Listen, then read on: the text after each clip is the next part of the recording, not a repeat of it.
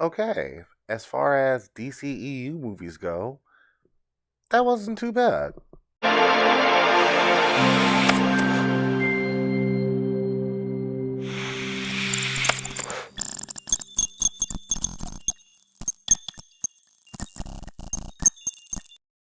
The best way I can describe Blue Beetle is a very good puzzle that's missing a piece. I couldn't quite put my finger on it, but I believe that this movie just didn't know whether it wanted to be a superhero movie or a family movie. But I guess with telling the story of Jaime Reyes, you have to do both. Before we get into my likes and dislikes, I just want to say one thing that I'm kind of getting tired of when it comes to minority superhero movies. With the exception of the Black Panther, is having an evil white man behind the scenes. Of course, the evil white man this time around is Susan Sarandon. Oh, cougar ass. I might be alone in this, but I'll definitely smash. Anyways, I know Chris Tucker said in Rush Hour 2 that every big crime has a rich white man waiting for his cut. But it just seems that a lot of these superhero movies starring black and Hispanic characters always got to have an evil white man somewhere in the mix. It's kind of cliche, and I'm quite sick of it, to be honest. Okay, now that we got that out the way, let's talk about the things that I liked about this movie. First and foremost, George Lopez, MVP. Normally, when they put a comedian in a superhero movie, especially if the comedian has a main role, the writers kind of fuck it up.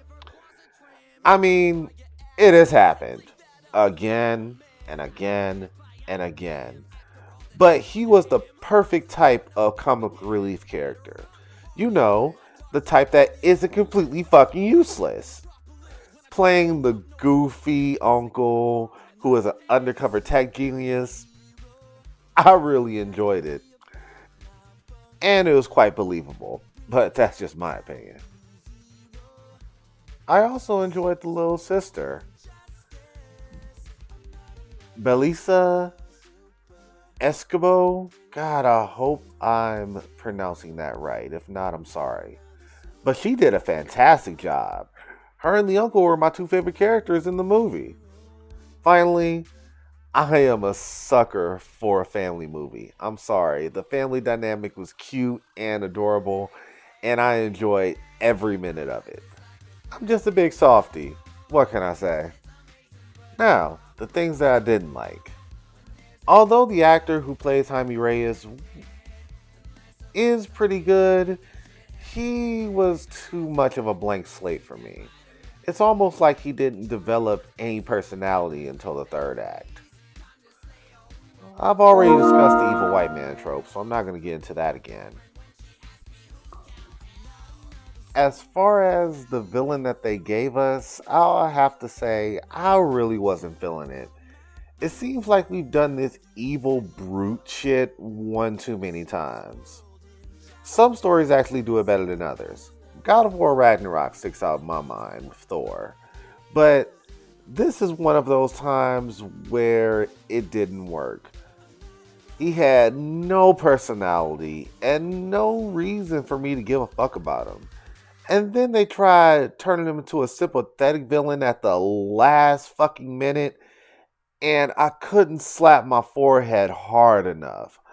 I'm really tired of this sympathetic villain bullshit.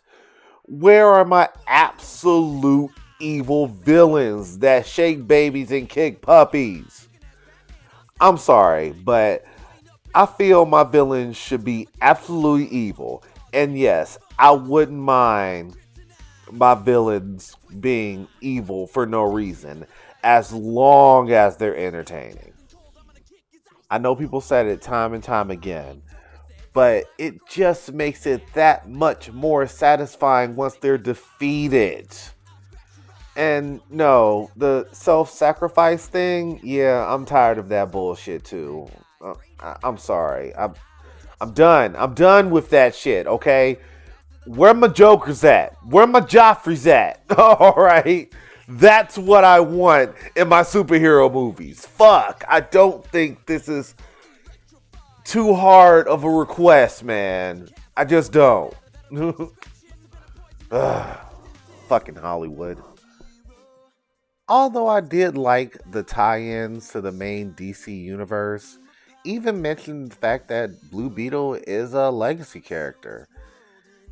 It just made me sad that this version of the DCEU is going out the door. Not forever, but for a while. And yes, I did hear rumors that James Gunn will bring back this version of the Blue Beetle. But with Hollywood, you never really fucking know. I wouldn't be surprised if we don't see Jaime Reyes again until Crisis on Infinite Earths. Oh, almost forgot to mention one more good thing before I wrap this up. In my last video about The Flash, I said that the DCEU movies have a bad habit of dropping the ball in the third act. This movie almost kept the same pace up until the third act. I say up until, but it was still pretty good.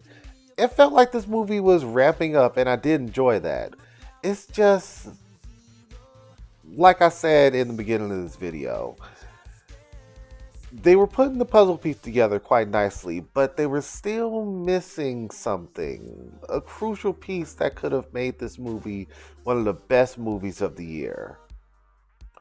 But who knows, it might win by default. I mean, it's still got a good Rotten Tomatoes score, I think. All in all, this was a highly Hispanic-friendly family movie. More than a superhero movie. I don't know if that's a good thing or a bad thing, but it didn't ruin the movie for me. Final verdict, I would say this movie is slightly recommended. I imagine myself buying this movie as one of my favorite DCEU movie collections. It's not as good as my top favorites, but I liked it more than The Flash. And by the way, Hollywood, yeah, I'm talking to you here.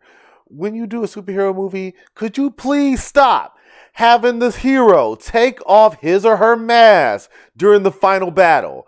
It's really dumb, cliche, and I fucking hate it. Stop it!